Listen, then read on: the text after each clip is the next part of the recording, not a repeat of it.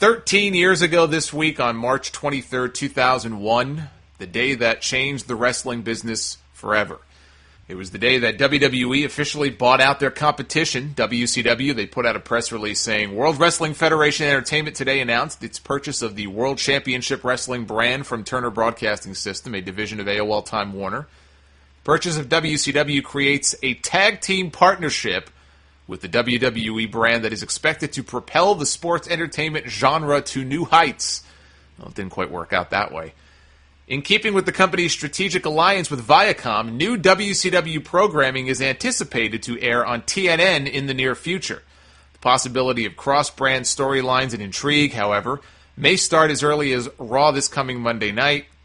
This is a quote now from Linda McMahon. She said, "This acquisition is the perfect creative and business catalyst for our company.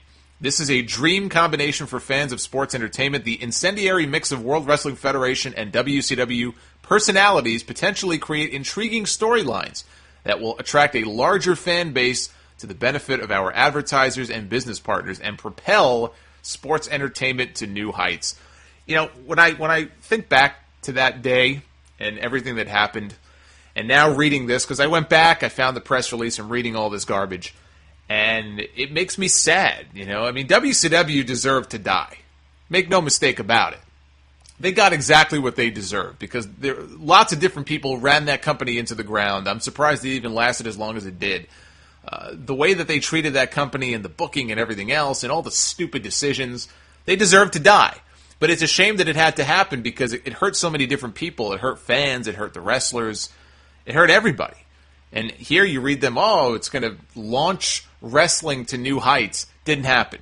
It's going to attract new audiences to wrestling. Didn't happen. All it did was it drove away the old WCW audience who wanted nothing to do with WWF. And there were old WCW fans who kind of stuck around a little bit at the beginning and they were curious. They wanted to see where it was going to go. And they didn't like what they saw and they abandoned ship. And a lot of those guys never came back. And WWE to this day is always trying to attract those old wrestling fans. Maybe not the WCW ones, but they're always talking about a lapsed audience, right? They're thinking of like the Attitude Era fans. They're always trying to get back those old people. But they chased away so many WCW fans the way they handled this at the beginning. It pisses me off just to think back to what they had and how they pissed it all away. And even in their own press release, they admit it.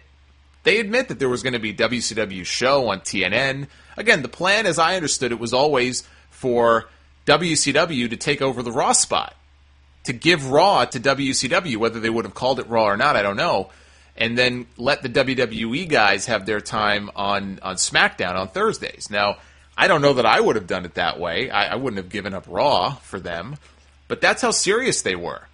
You know, Vince McMahon was serious. He said the only way to make this a success is you've got to go all out, and you can't give them SmackDown, because SmackDown is always going to be the number 2 show.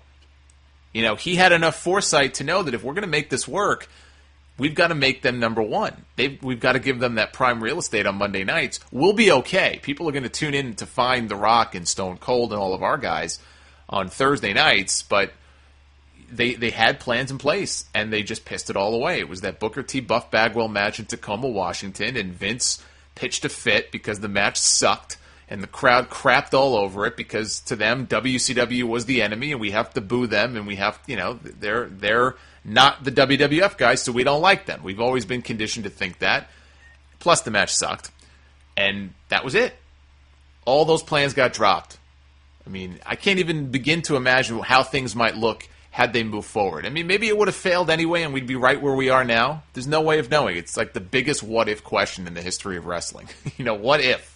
What if this thing had actually worked and had gone off without a hitch, and they tried to run 2 separate promotions, basically, and then build to an interpromotional supercard at WrestleMania and actually bring in big names right off the bat. Don't wait a year. Don't wait 2 years to bring in Hogan and Nash and Goldberg, and they never even brought in Sting.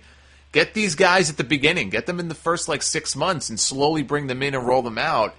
And maybe things would have worked out a little bit differently. Instead, it's Survivor Series that year. They blew the whole thing off.